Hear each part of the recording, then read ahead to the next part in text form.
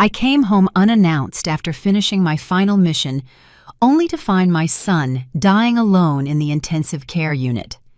Meanwhile, my daughter-in-law was partying with her friends on a yacht off the Gulf Coast. So I froze all the accounts immediately. An hour later, she went crazy when she found out. I'm glad you're here. Stay until the end and tell me which city you're watching my story from. I want to know how far it has reached. I stepped into the Santa Monica International Airport just as the sun was beginning to peek through its golden light streaming through the terminal windows. The old military duffel bag worn at the corners rested at my feet like a faithful travel companion for over 40 years. On my wrist, my father's pocket watch vibrated gently with every move, as if reminding me of the promise I made in my youth to always come home. That promise weighed heavier than ever now. At 61, newly retired after my last mission, I had given my entire life to the U.S. Marine Corps, from hostage rescue operations in Houston to endless days evacuating people during that devastating earthquake. But today, I just wanted to be a mother eager to hug Michael, my son, after so many years. I dragged the bag out of the baggage claim area with the same speed and precision as always. Outside, the morning sun was already beginning to burn. I raised my hand to hail a cab, got in, and told the driver 420 Palm Street, please.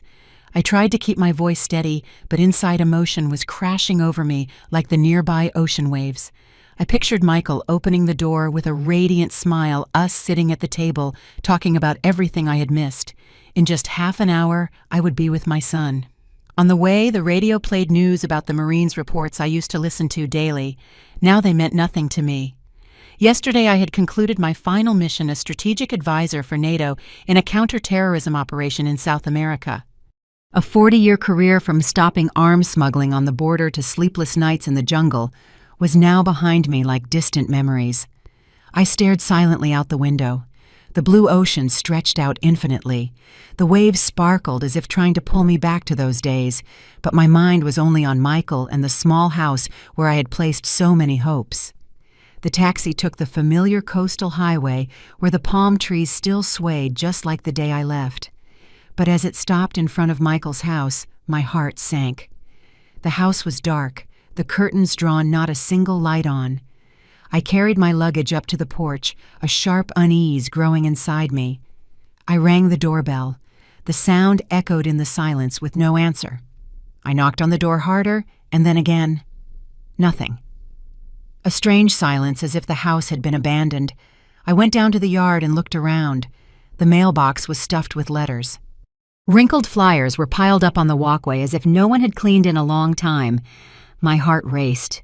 A dark premonition squeezed my chest. I had sent money punctually to Michael and Victoria, my daughter-in-law, to support the family. I believed everything was fine, that my son was living without any problems. But now, in front of this cold house, I wondered what was going on. Just then, I saw Mrs. Peterson, Michael's neighbor, watering flowers across the street. She had lived here since I was a young woman, always kind, telling stories about the neighborhood kids. I shouted, "Mrs. Peterson."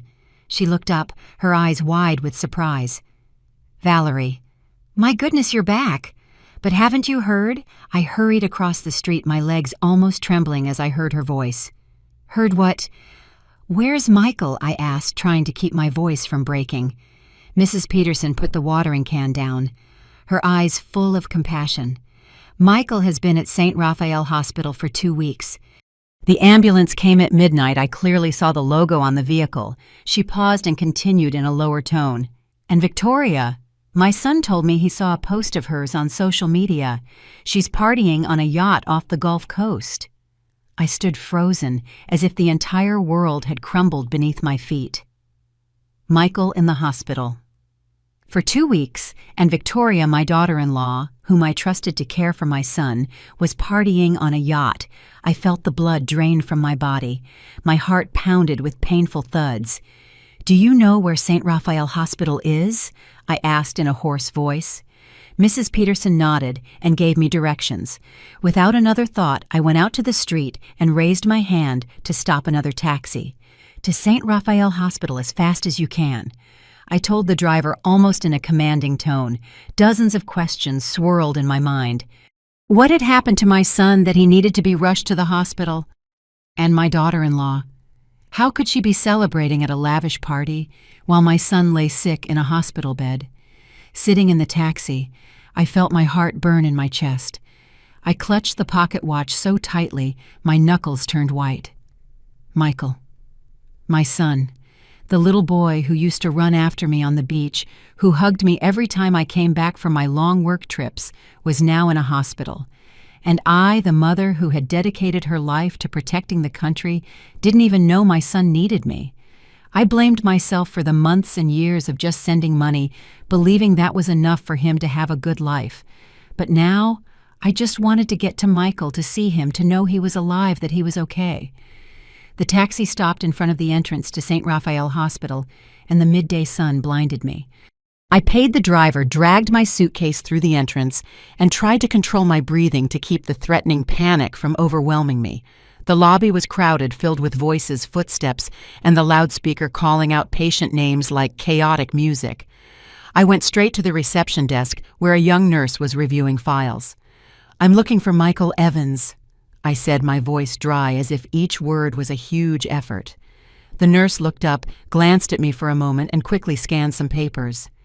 "He's in intensive care, 5th floor, room 512, she replied in a mechanical tone, as if it were just another routine announcement.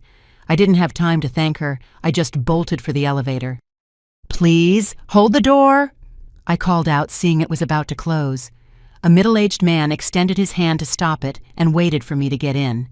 In the narrow cabin, the sharp smell of disinfectant hit me, and I had to fight the urge to vomit. When the doors opened on the 5th floor, the ICU hallway stretched out cold and silent, broken only by the constant beeping of medical equipment. I walked quickly, my old military boots making a dry tapping sound on the tiled floor. The door to room 512 was slightly ajar, and a white light seeped out from within, making me hesitate for a second. I pushed it open slowly, as if I was afraid of breaking something fragile. Michael was there in the white bed, surrounded by tubes and machines. His eyes were closed, his face pale, so thin I almost didn't recognize him. The respirator was fitted over his mouth, each breath so weak that I held my own to listen. My heart felt crushed. This wasn't my Michael, not the little boy who ran after me on the beach, nor the man who hugged me tightly every time I came back from a work trip. He was just a shadow, a broken version of my son. A doctor was in the corner of the room with a name tag that read, Dr. Evans. He was checking the monitors on the screen, his gaze focused but cold. He turned to me and asked, "Are you family of the patient?" I nodded, my voice choked. "I'm his mother, Valerie." He gave a slight nod, gesturing toward Michael. "He has terminal stomach cancer. The situation is very serious. If it had been treated sooner, maybe things would have been different." His voice was flat, as if he were talking about any other case, but each word was a knife in my chest. "Cancer terminal." I repeated in a trembling voice, unable to believe what I was hearing. An hour ago, I had imagined hugging him, listening to him tell me about his days without me. I thought I would see him healthy, smiling, not like this, trapped between machines, lifeless. How did this happen? Why didn't anyone tell me? I asked, almost pleading. Dr. Evans shook his head, a flicker of compassion in his eyes. "No one has come to see him since he was admitted. We tried to contact the family, but it wasn't possible." No one came to see him. That sentence hit me right in the chest. Victoria, my daughter-in-law, whom I trusted to care for Michael. Where was she? I remembered Mrs. Peterson's words, the social media posts, the yacht, the parties. Rage burned inside me, but it was drowned out by the pain. I approached the bed and took his cold hand. His skin was thin as paper with blue veins showing through. "Michael, it's Mom," I whispered, holding back tears. "I'm here now, son."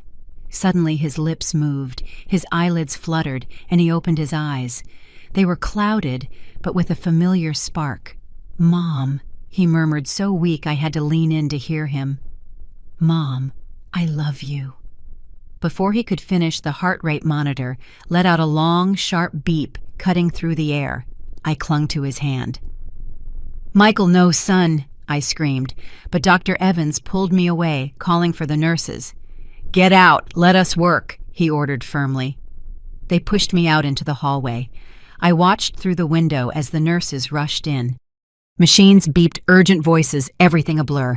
I covered my face, sobbing uncontrollably. "Please don't take him," I repeated, as if that could hold him back. But a few minutes later, Dr. Evans came out, took off his gloves, and shook his head. "I'm so sorry," he said in a grave voice. "We did everything we could." I felt empty inside. My legs gave out and I stumbled out of the ICU, not daring to look at the white sheet covering his face.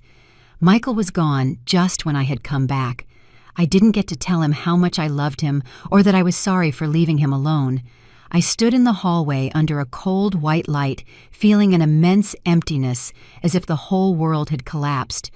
I took out my phone, my hands shaking, and dialed Victoria's number. On the other end, there was loud music, laughter, and voices, as if she were in the middle of a party. "What is it?" Victoria answered, her tone sharp, without the slightest bit of interest. I took a deep breath, trying to keep my voice steady. "Michael is dead." There were a few seconds of silence, and then she replied, as if talking about the weather. "Oh, right, I'm busy. We'll talk later." The call disconnected. I stood there motionless. The phone slipped from my hand and clattered to the floor. Victoria didn't ask anything. She showed no sadness. She was partying while my son had just taken his last breath. I turned and walked toward the hospital exit. Outside, the sun was still shining, but I only felt cold. A cold that chilled me to the bone. I had lost Michael, and now I knew I had also lost faith in the only person I once called family. Victoria, who I thought would take care of my son, had betrayed us in the cruelest way possible. I walked out the door of St. Raphael Hospital. The midday light hit my face, but all I felt was a cold emptiness inside. My legs felt heavy, as if each step was a struggle not to collapse. I don't remember how long I walked, only that I had to get to the administrative office to handle the paperwork for Michael's death certificate. The word death echoed in my head like a hammer, shattering any hope that might have been left. My son, the boy I raised and loved with all my heart, was now just a piece of paper, a stamp, a name in a hospital file. In the administrative office, a young nurse with her hair in a high ponytail handed me a clear plastic bag. "These are Mr. Evans's belongings," she said in a soft but hurried voice routine from a long workday. I took the bag with trembling hands and looked through the plastic. Inside was Michael's watch, the worn leather wallet I gave him for his 20th birthday, and his phone with its scratched screen. I opened the wallet, hoping to find something of his, a trace of the life he had lived. But it was empty, except for his documents and an old photo with creased corners. In the picture, Michael and I were on the beach. He was just a little boy with a radiant smile and a red kite in his hand. I clutched the photo to my chest as if letting it go would make the memories of my son fade away too. I asked the doctor to give me Michael's entire medical history. Another doctor, not Dr. Evans, came in with a thick file. "Here is the complete history," he said, placing the stack of papers on the table. I flipped through the pages: admission dates, lab results, and the final diagnosis: terminal gastric cancer with metastasis. I paused, my vision blurring as I read that line. The doctor beside me lowered his voice. If he had been brought in a few months earlier, he might have lived another year or two. But when he was admitted, his condition was already too severe. I nodded, unable to speak, feeling my chest tighten. 1 or 2 years. If I had been home, if I had paid more attention to him, if I hadn't let Victoria handle everything, would Michael have had a chance? "Who is the primary contact person?" I asked in a hoarse voice. The nurse on duty, who was nearby, checked her notebook and answered, "Victoria Lopez." We called several times, sent messages, but we couldn't reach her.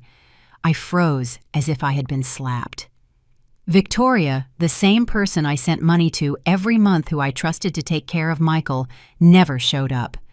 Not only had she abandoned my son, but she didn't even respond when the hospital tried to contact her.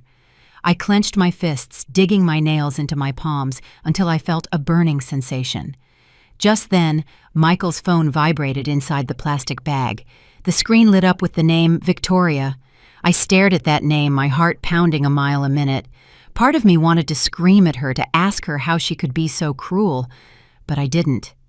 I couldn't face her cold voice, not after everything that had happened. I let the phone ring until the screen went dark. Then I put the bag in my purse and left the administrative office. I went to the morgue where they had taken Michael to prepare him for the funeral. The attendant handed me a document asking me to sign it to transfer him to the military funeral home. I took the pen, but my hand was shaking so much that the signature came out as a scribble. "Are you okay?" the man asked, looking at me with concern. I nodded, but I knew I wasn't. How could I be when I had just lost my only son? I finished signing, stood up, and walked out of the morgue, feeling like I was dragging a huge stone with every step. Leaving the hospital, I finally let the tears fall. I stood by the curb, the sun burning my shoulders, but I felt nothing but pain. Pain for Michael, for enduring his last days alone without his mother by his side, without anyone to hold his hand. I blamed myself for the years I spent absorbed in my work on my missions around the world. I thought sending money was enough, that Victoria would take care of him. But I was wrong. The biggest mistake of my life was leaving my son in the hands of someone like her. In the midst of the pain and remorse, the image of Victoria reappeared sharp and cruel. I remembered her sharp voice on the phone, the loud music, the laughter on a yacht. She spent my money, the money I sent to take care of Michael, on luxuries for herself, while my son was fighting for his life. Not only did she abandon him, but she was indifferent when she learned he had died. That cruelty was like a sharp knife cutting me inside, filling me with pain and rage. I wanted to scream, to confront her, to ask her why she treated Michael like that. But I knew it wasn't the time yet. I had to stay calm and do what was best for my son, even though he was no longer here. I took out my phone and dialed the number of Lieutenant Colonel James Ortiz, an old Army friend who now worked at the Military Financial Management Agency. "James, I need to see you. Today," I said firmly, though tears were still streaming down my cheeks. "Valerie, what's wrong? Are you okay?" he asked with concern. "I'll tell you when we meet. Please get me an urgent appointment." James agreed immediately and asked me to come to his office later that afternoon. I hung up, feeling like I had just found a small foothold in the middle of the storm that engulfed me. I took a taxi back to Michael's house at 420 Palm Street. Sitting in the seat, I clutched my father's pocket watch, the one I've carried with me for 40 years. It was the symbol of my promise to come home, but now I knew I had come back too late. In front of Michael's door, I felt the bunch of keys jingle softly in my hand as I searched for the right one. My fingers touched a small cold key, the one I had kept all these years, like a thread that kept me connected to my son. I opened the door and a smell of dampness and staleness hit me, as if the house had been forgotten for a long time. I flipped the switch and the yellowish light illuminated a messy living room. Wine glasses with dried dregs were scattered on the table, dust covered the wood, and empty fast food boxes were piled on the floor. I stood motionless, looking around. This had been Michael's home, the place where I thought my son was living happily with Victoria. But now it was nothing more than a mess, just like my heart at that moment. I dragged my suitcase in, left it by the old sofa, and walked over to Michael's desk in the corner. A brown envelope was lying among some papers. I opened it and felt my heart pound as I went through the bills one by one. One clearly stated yacht rental, Gulf Coast, $15,000, paid with Michael Evans's credit card. The date was from last week, right when Michael was in the ICU. I moved to the next one and my blood boiled. Cartier jewelry, 19, $500 dated 3 days ago. I squeezed the paper so hard my nails dug into my palm. Victoria had used my son's money, the money I sent to care for him, to rent a yacht and buy jewelry while Michael was fighting for his life. I took out my phone, photographed every bill, every number, every date, and saved them carefully in a separate folder. Each click was like a stab in the chest, but I couldn't stop. I needed proof, I needed the truth to confront Victoria. I opened the video call app and dialed her number. The screen lit up, and Victoria appeared standing on the deck of a yacht with the deep blue sea in the background and her friends laughing loudly. She was wearing a silk dress with a huge Chanel logo on the chest, expensive sunglasses, and a cocktail in her hand. That image was like a slap in the face. "What is it?" Victoria asked, her tone distracted as if I were bothering her. I took a deep breath and kept my voice as calm as possible, though I was burning inside. "You know Michael is dead, and you're still so calm." Victoria's face froze for a few seconds. Her lips tightened, and then she shrugged. I know, but he was sick for a long time. There was nothing I could do. Dying was just a matter of time. She said it so smoothly, as if talking about something unimportant, not about the death of her husband, my son. I felt the blood boil in my veins as if my whole body was on fire. Do you think I don't know what the money I sent to take care of Michael was spent on? I said, my voice as cold as ice. Yachts, jewelry parties. I saw it all on the statements, Victoria. She raised an eyebrow and gave a mocking smile. That money is mine, too. We're family, aren't we? That sentence was like the final blow. Family. She dared to call this family after letting Michael die alone in a hospital. I stared at her through the screen and said with a voice of steel, "This is the last party you'll pay for with my money." I hung up the phone without giving Victoria a chance to say anything else. My hands were shaking, but not from fear, but from the rage that burned inside me. I couldn't let her continue. I couldn't let her cruelty go unpunished.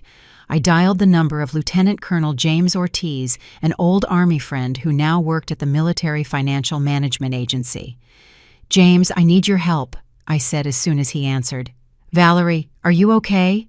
What's going on?" His voice sounded worried, but I didn't have time to explain everything. "I'm coming to your office right now. Please have the documents ready." An hour later, I was sitting in James's office, a small room that smelled of old wood and coffee.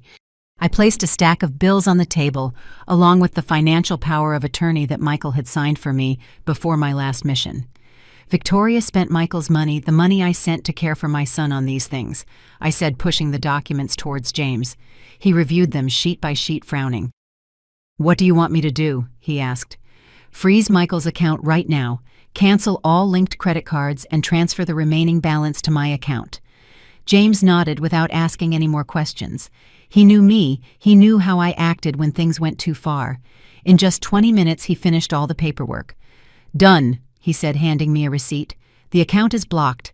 The credit cards are canceled, and the balance has been transferred to your name." I nodded, feeling a weight lift off my shoulders, though the pain was still there, sharp and constant. As I left the office, my phone started vibrating nonstop. Victoria was calling over and over. I didn't answer, but text and voice messages started pouring in. First, her voice full of anger. "What the hell did you do to the account? Do you think you have the right to ruin my life?" Then her tone softened, sounding pleading. "Valerie, we can talk. I didn't mean to cause any harm. I needed the money to get by. Please reopen the account." I listened to every message, every word, but I didn't feel a shred of compassion. Victoria didn't apologize for abandoning Michael, nor did she mention my son. She only thought of herself. I clutched my father's pocket watch in my hand. The cold metal reminded me to stay strong. I went outside. The Santa Monica sun was just as bright, but inside me there was a storm. I went back to Michael's house, determined to find more evidence, anything that could unmask Victoria. In my mind, I kept seeing Michael in the hospital bed, his cold hand, and hearing his weak voice. "Mom, I love you." I couldn't let him go in vain.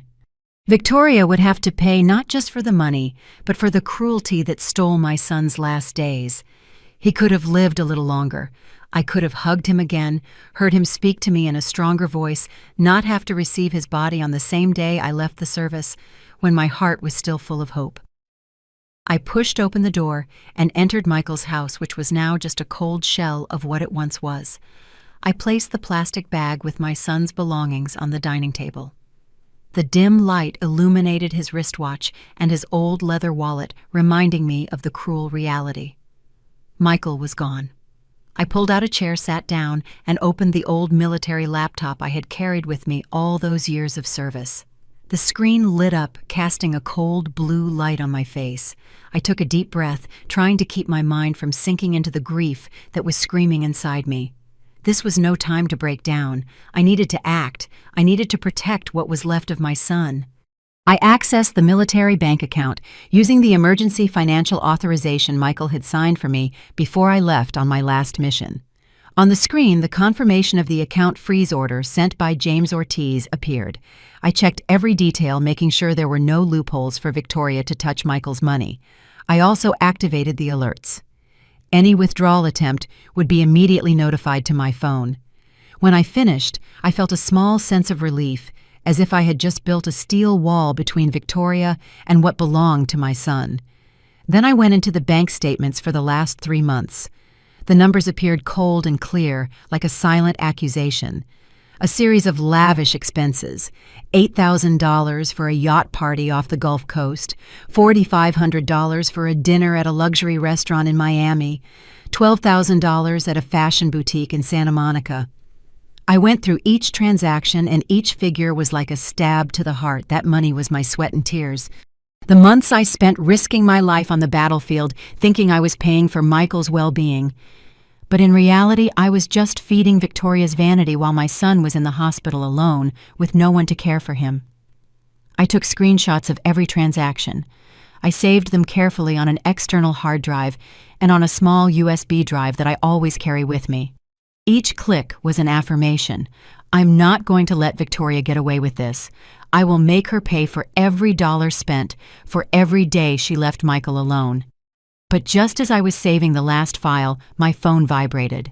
The screen showed the number of a commercial bank. A polite female voice said, "Mrs. Evans, we have received a request to withdraw money from a loan in the joint names of Mrs. Victoria Lopez and Mr. Michael Evans. Do you authorize this?" I gripped the phone and answered with a firm voice, "No, I do not authorize it. Please block the credit file immediately." The employee hesitated for a moment and then confirmed.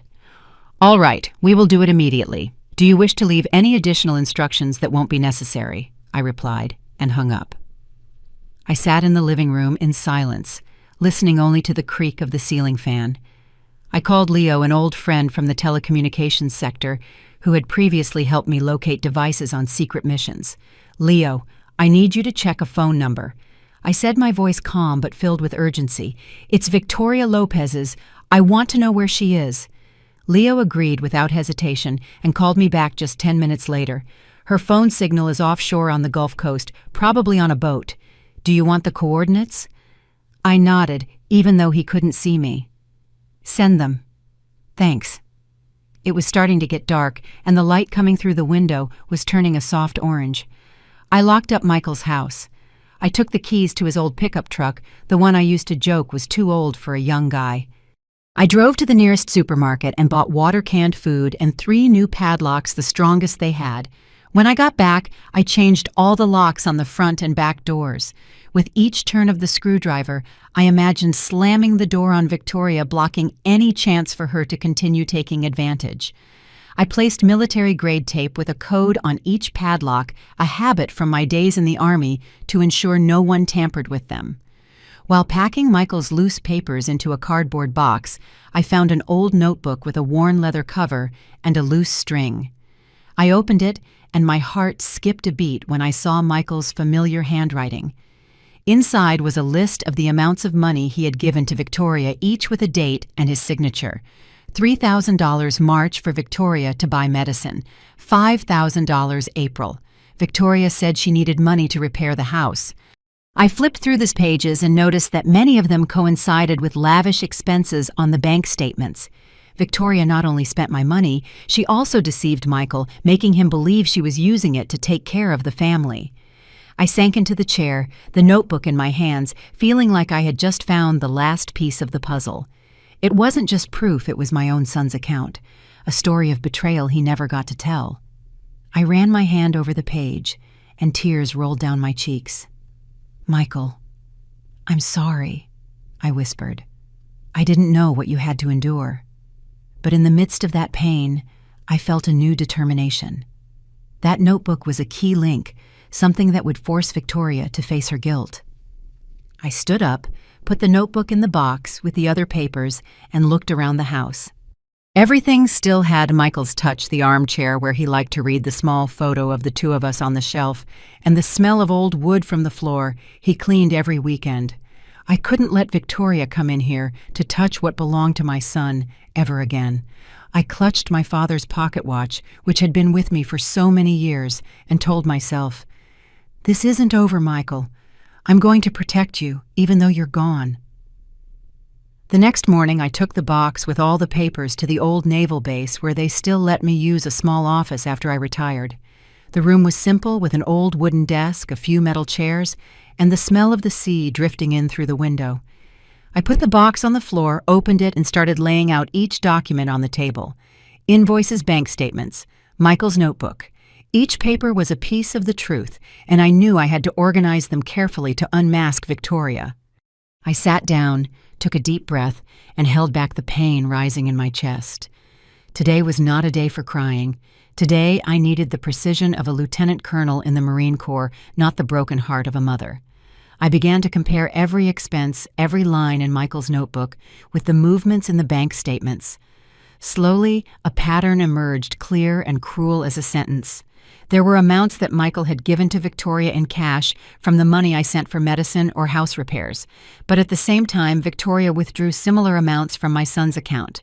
Once Michael wrote $5,000 in May for Victoria to pay hospital expenses, but the bank statement showed that on the same day, $5,000 was withdrawn to pay for a luxury spa in Miami. I gripped the pen in my hand, my nails digging into my palm until it burned. Victoria not only took my money, she also deceived Michael, making him believe she was taking care of the family while only feeding her life of luxury. In particular, I found a series of large transactions made right after Michael was hospitalized. One invoice caught my eye, $10,000 for organizing a birthday party for one of Victoria's friends. With the note yacht party includes DJ and open bar. The date coincided with the day Michael was admitted to intensive care. I stared at that number, feeling my blood boil. While my son was there, weak fighting for every breath, Victoria was partying, laughing, and spending as if nothing was wrong. The pain and rage mixed, making me want to scream, but I held back. I needed proof. I needed everything to be perfect, so she couldn't deny it. I took the military scanner from the corner of the room and scanned every page, invoices, bank statements, and even Michael's handwritten notes in his notebook. I saved 3 copies, one on the base's internal drive, another on an external drive, and another on an encrypted cloud storage service I used for classified documents. Every time I pressed the save button, I felt like I was laying another brick in the wall of justice for Michael. When I finished, I turned to my son's phone, which was still in the plastic bag from the hospital. The message folder was deleted, but I didn't give up. I opened other messaging apps and luckily managed to recover some conversations. In a group chat, Victoria sent a photo of a Louis Vuitton bag with the message, "Just bought this with Michael's money. That guy isn't going to live much longer anyway." I read it over and over, and each word was like a knife in my heart. Victoria wasn't just taking advantage of him. She saw my son's death as an opportunity. I continued to check Michael's email using the password he used for our shared accounts. Luckily, I was able to get in. In the sent folder, I found a reservation email for a cruise sent from Michael's account to an event company. The note left me cold. "Use Valerie's card. She won't be leaving the base for a long time, and if she comes back, she'll have to give notice." I sank into the chair, my head in my hands.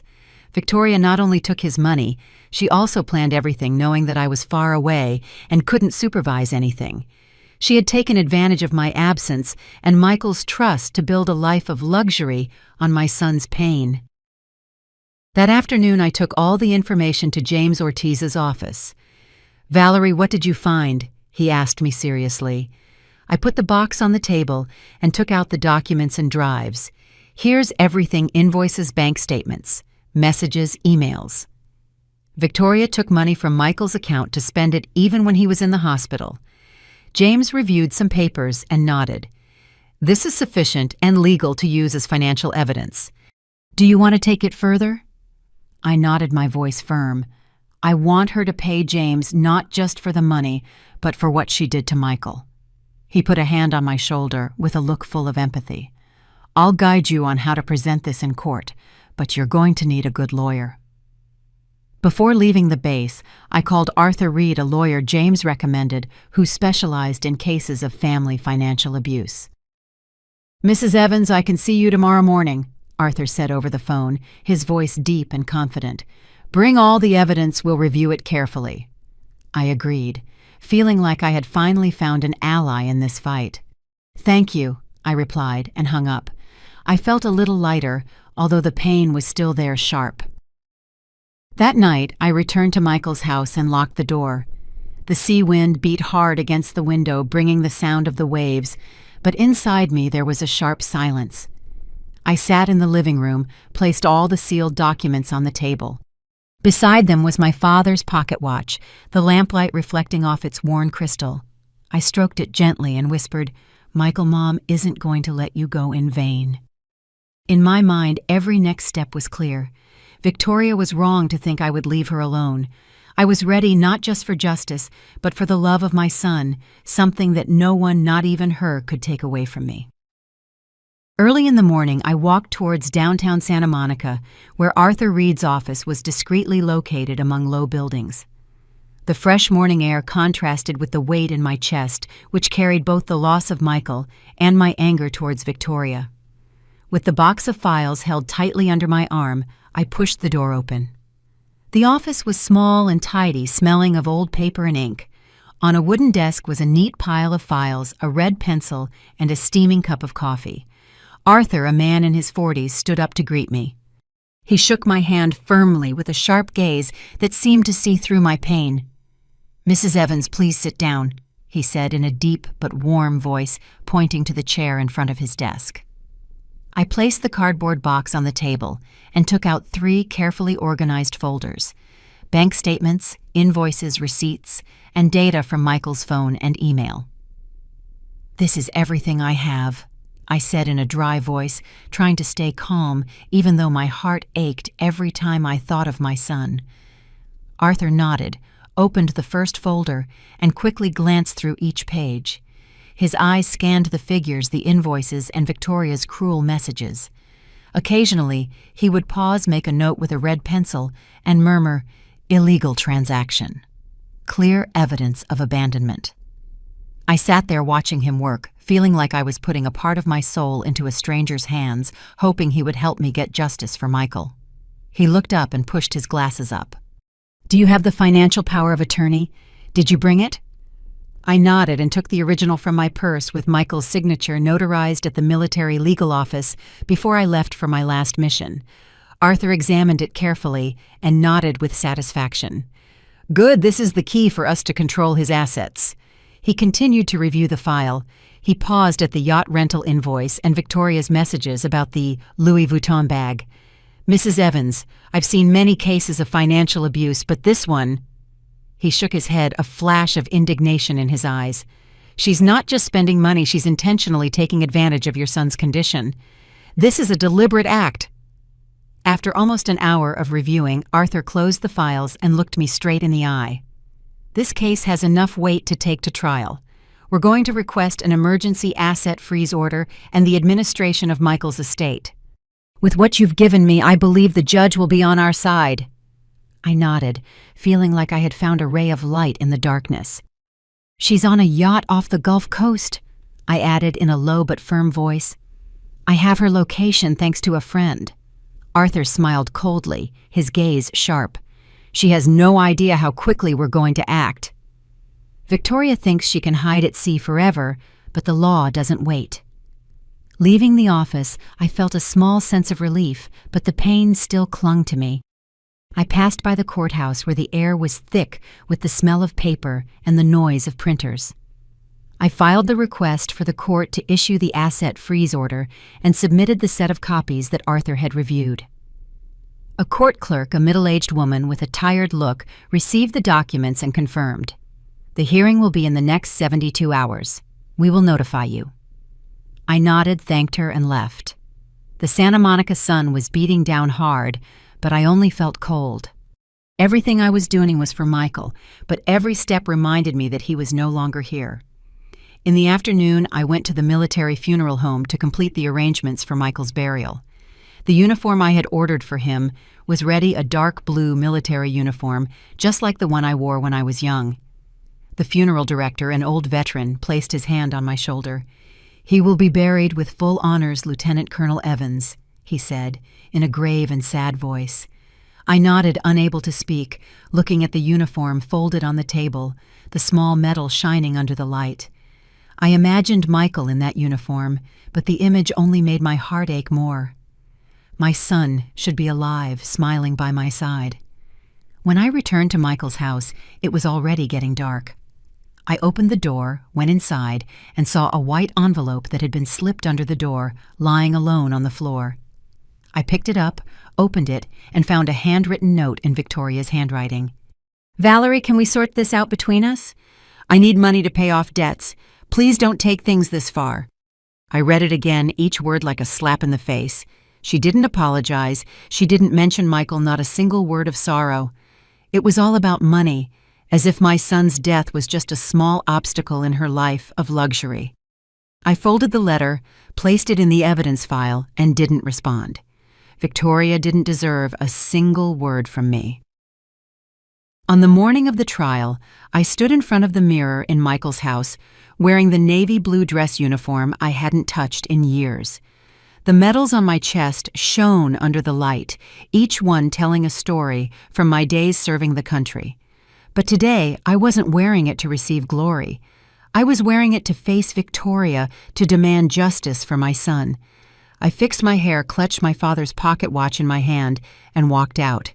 The sea breeze was blowing, bringing the salty air, but inside, I only had a cold determination. The courtroom was large, the white light of the fluorescent bulbs falling on everything, making it look sharp and cold. The smell of old damp wood from the benches filled the room as if time had stood still there. I entered with the file pressed against my chest, Arthur Reed by my side, his gaze sharp but calm. On the other side, Victoria was already seated wearing a tight Gucci dress, her hair carefully curled, and holding the latest iPhone in her hand. She wore heavy makeup with sharp eyeliner, but I could see the falseness in the way she lowered her head, trying to feign exhaustion. Everyone in the room knew she was acting, but she insisted on looking like a victim. The judge, a middle-aged man with a serious face seated high up, asked both parties to present their cases. Arthur stood up, placed the thick file on the table, each section organized like a perfect accusation. "Your Honor, we have clear evidence of financial abuse and abandonment of family responsibilities by Mrs. Victoria Lopez towards her husband, Mr. Michael Evans." He began in a firm voice. He started showing bank statements on the big screen with luxury expenses, yachts, exclusive restaurants, expensive jewelry, then duplicate invoices that proved Victoria withdrew money from Michael's account even when he had already given her cash. Finally, he projected social media photos, Victoria smiling on a yacht, raising a cocktail glass, while Michael was in the ICU just a few miles away. I sat there, watching each image, each one, like a knife in my heart. I remembered Michael's weak voice, "Mom, I love you," and then the long beep of the heart rate monitor. Victoria not only took the money, she also took the last days of my son's life, days he could have lived if he had received proper care. I clenched my fist, my nails digging into my palm, holding myself back from crying in the courtroom. Victoria's lawyer, a young man in a shiny suit, stood up to respond. "Your Honor, these expenses are a legal right of Mrs. Lopez as the wife of Mr. Evans. Furthermore, Mr. Evans's illness was irreversible. My client cannot be held responsible." His voice was smooth, but I saw how Victoria avoided my gaze while he spoke. She knew the truth, and I knew she couldn't deny it for long. Arthur called a witness, and Dr. Evans, who had treated Michael, entered. He stood before the court, his voice deep but clear. If Mr. Evans had been admitted earlier and received proper care, he could have lived for another 1 to 2 years. But no one contacted us. No one visited him during the 2 weeks he was in the ICU. The courtroom fell silent, and I saw Victoria bow her head, clutching her iPhone, as if to hide her shame. The judge looked at me, signaling for me to speak. I stood up, the military uniform feeling heavy on my shoulders, but giving me strength. I looked straight at Victoria, then at the judge, my voice trembling but firm. I was away protecting the country. I sent money trusting that my son was being cared for, but no one has the right to use my absence to kill my son. When I finished, the room was silent. Only soft breathing could be heard and the sound of the court clerk's pen. Victoria lowered her head even more, but I didn't see a hint of remorse in her eyes. The judge nodded. He reviewed the file one last time before declaring, The court orders the freezing of all assets of Mr. Michael Evans. The provisional administration of the estate is placed in the care of Mrs. Valerie Evans. Mrs. Victoria Lopez is prohibited from accessing the assets and the residence of Mr. Evans until further notice.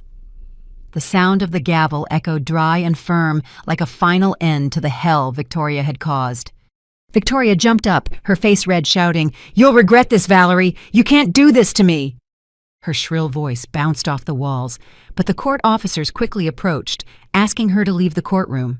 I watched as they took her away, her Gucci dress slipping through the door, and for the first time I felt that a little bit of justice had been served. But it didn't ease the pain. Michael wouldn't come back, and Victoria's cruelty remained a scar that would never heal in my heart. I gathered the documents, put them carefully in my briefcase, and left the courtroom. The midday sun in Santa Monica was shining brightly, reflecting off my uniform and making the metals sparkle. But I felt no pride or triumph. I only felt a quiet relief, as if everything I had done had allowed me to fulfill the promise I made to Michael, even though he was no longer here to see it. When the trial ended, I knew I had no time to rest or let the pain consume me. Michael was gone, but I had to do something to keep his legacy alive, so that what he suffered would not be in vain. I drove straight to the bank, carrying the court order. At the counter, I finished the paperwork to gain full control of Michael's assets. The bank employee, a middle-aged woman with a kind look, reviewed the documents and said, "Mrs. Evans, everything has been transferred to your name. How would you like to manage this money?" I took a deep breath, my voice firm. "I want to split it in two. One part to my personal account, the other to create a fund." I called the fund the Michael Fund, a nonprofit organization registered with the state that same week. The idea came to me when I was in the morgue looking at Michael's suit ready for the funeral. I wanted my son's name to become a symbol of hope of life for those fighting the disease that Michael couldn't overcome. I contacted St. Raphael Hospital and other medical centers, asking for a list of cancer patients who had been abandoned or couldn't afford medical expenses. A doctor from St. Raphael who had cared for Michael took my hand and said, "You're doing something very valuable, Mrs. Evans. I'll help you in any way I can."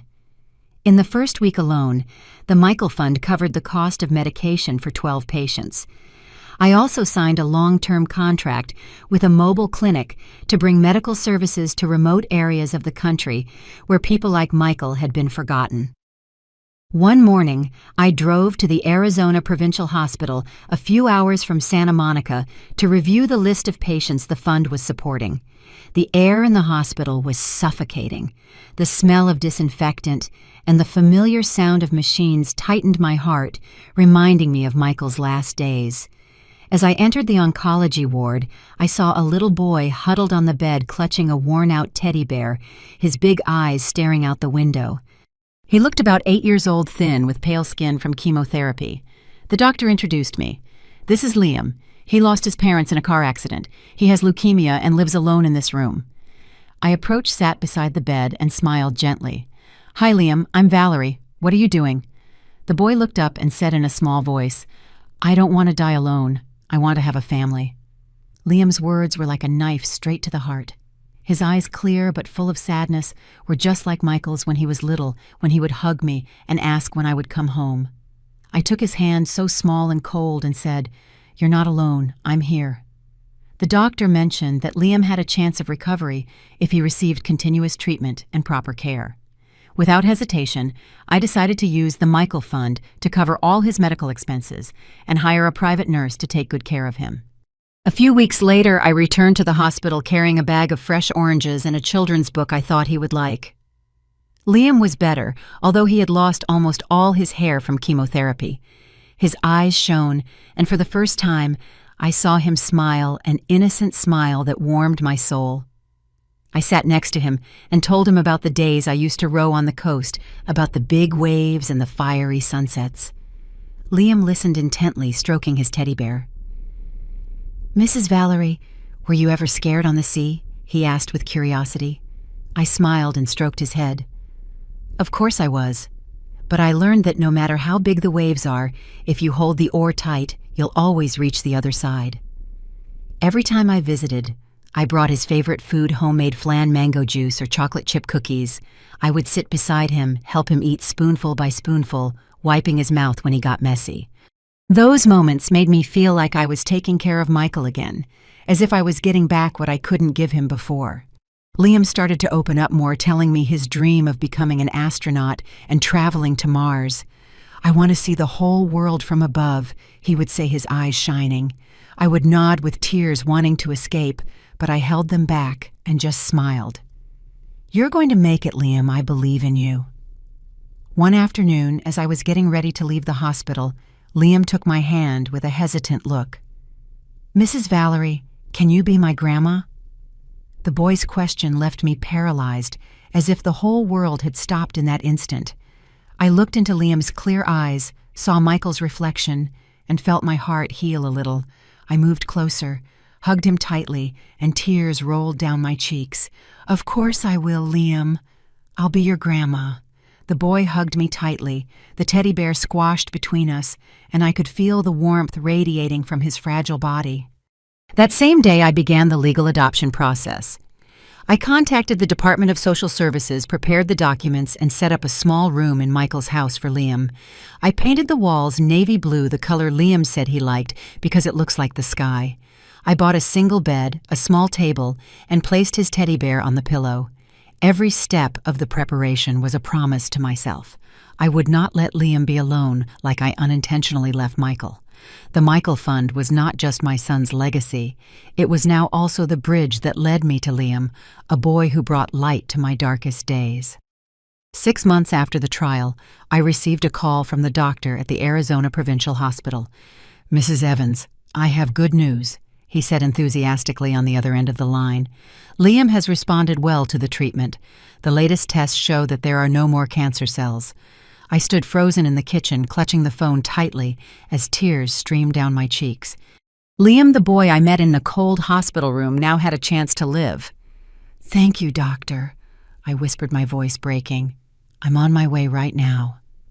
I hurried to get everything ready and brought a small gift bag with me, a blue wool hat I had knitted for Liam, hoping he would like it. The day Liam left the hospital, I drove Michael's old pickup truck to Arizona. The boy was at the entrance, thin, but with bright eyes, hugging his worn-out teddy bear. When he saw me, he ran towards me with a smile as radiant as the sun. "Grandma!" he shouted, throwing himself into my arms. I hugged him tightly, feeling the warmth of his small body, and in that moment, I saw Michael's shadow. "Let's go, grandson," I said, stroking his head. "Let's go home." We got into the truck. The sound of the Pacific Ocean came from afar, and the familiar salty smell wafted in through the window. Michael's house had now become our home. The first dinner at home was simple, but warm. I cooked tacos. Liam's favorite dish with ground beef and homemade tomato salsa. Liam carefully placed his teddy bear next to Michael's picture frame on the shelf. Then he looked at me shyly and asked, "Do you think Uncle Michael would have liked me?" I smiled and put my hand on his shoulder. "Of course he would have, Liam. Uncle Michael would be very proud of you." The boy nodded, his eyes shining, and went back to the table to take a big bite of his taco, laughing when the salsa got on his chin. I wiped his mouth, feeling a small but real joy, as if I were reliving the days with Michael. In the following weeks, I started changing the house to truly make it a home for Liam and me. I painted the living room a sand color, a warm tone that I thought would bring freshness. On the terrace, I planted bougainvillea, whose red flowers swayed in the sea breeze. In the backyard, I put up a new hammock where Liam liked to lie down and read or watch the sunset. Michael's things, books, clothes, some photos I stored carefully in a wooden wardrobe, not to forget them, but to protect the memory of my son intact. Every time I opened the wardrobe, I would touch his favorite jacket and whisper, "You're still here, right?" I continued to run the Michael Fund, expanding its activities to rural communities in Appalachia. The fund has helped dozens of cancer patients receive early treatment. People who I know without that help might have met the same fate as Michael. Liam often sits next to me at the table, doing his homework or drawing. He drew me in a military uniform, standing next to him with the deep blue Pacific behind us. "This is you and me, Grandma," Liam said, handing me the drawing, his eyes shining with pride. I hugged him, feeling my heart slowly heal in moments like these. Once a month, I take Liam to participate in the Michael Fund's volunteer group, taking medicine and food to distant communities. Liam fit in quickly, running around with other kids and handing out gifts with a radiant smile. "Grandma Valerie, can I bring more candy next time?" he asked, holding a packet of cookies he had just delivered. "Of course, but you have to ask Grandma's permission first," I replied, winking at him. Seeing him laugh and play, I felt a part of Michael come back to life, as if my son were watching us and smiling from somewhere. I started joining the senior kayak club at the Santa Monica Pier. Every early morning, I would paddle over small waves, feeling the cool water on my hands, remembering the days of training at sea. But now I paddled for pleasure, for the peace I thought I would never find again.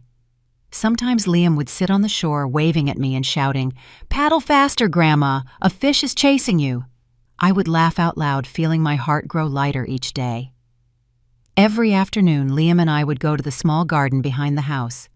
He planted tomatoes and I grew herbs. The first season we harvested a full basket, and that night Liam helped me cook pasta with fresh tomato sauce. "This is yummier than tacos, Grandma," he exclaimed with his mouth full of sauce. I smiled, stroking his head, feeling a simple happiness I never thought I would feel again. From time to time, the lawyer Arthur would call to let me know that Victoria was still trying to sue or claim assets. "She just filed another request, but the judge rejected it," Arthur said in a calm voice. "Don't worry, everything is under control." I would nod on the phone without responding to any of Victoria's messages. She was no longer a part of my life, and I didn't want to waste a second thinking about her. One morning, Liam came running home from school with a Best Student diploma in his hand and a smile as bright as the sun. "Grandma Valerie, I got the highest grade in the class," he told me, jumping around the garden. I was sitting in my usual wooden chair, holding my father's pocket watch, the light reflecting off the worn crystal. "Very good, Liam," I said, hugging him. Watching him run and laugh, his innocent laughter mixing with the sound of the waves, I knew that Michael was still here in every beat of this new life I am protecting. That same day, I hung a new photo on the wall right next to the one I have with Michael, Liam, and I on the shore of the Pacific, in the same place where Michael used to play as a child. I stuck a note next to it that said, "Michael is always with us." I stepped back, looked at the two photos, and for the first time in many years, I felt that I had truly come home. Not to a house made only of brick and wood, but to a home of love, of hope, the one that Liam and I are building together, and where Michael will live forever in our hearts. The story we tell is fictional, but it is based on some real events. The names and places have been changed to protect the identity of those involved. We don't tell this to judge, but in the hope that someone will listen and stop to think. How many mothers are suffering in silence inside their own homes? I'm genuinely curious. If it were you in my place, what would you do? Would you choose to remain silent to keep the peace, or would you dare to face it all, to reclaim your voice? I want to know what you think, because every story is a candle that can light someone else's path. God always blesses, and I firmly believe that courage leads us to better days. Meanwhile, on the final screen, I leave you two of the channel's most beloved stories. I assure you they will surprise you. Thank you for staying until the end.